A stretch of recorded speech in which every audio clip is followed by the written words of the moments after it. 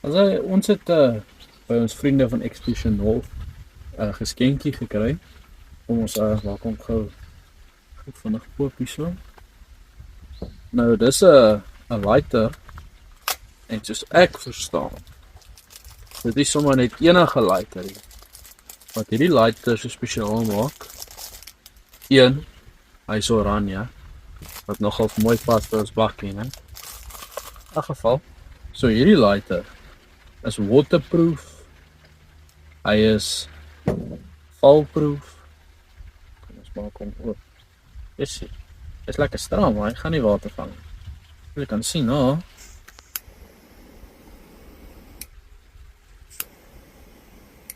Ja, hy is heavy potent. So ja, as 'n windgat ouetjie, kom ons kyk 'n bietjie, miskien sê hulle vir ons ietsie binne wat interessant is. Ja, so ja, smart ouetjie hierso, wag gou, hierso is wat sê hy, so sy naam is Windmill.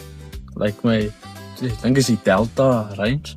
En hierdie ouetjie is net beskikbaar by Expedition North in George. So ja, windgat lighter.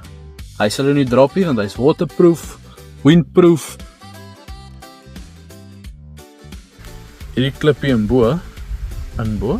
hierbo, hou hom in plek sodat hy nie oopvlieg nie. Dis wat nou help dat hy toe bly as hy nou in 'n water sou val of so. So ja, is 'n stukkie survival gear. Ons het dit baie nice gevind. Ons gedink julle sou ook. Ja, waarmee dink julle steek ons vanaand die vuurtjie aan?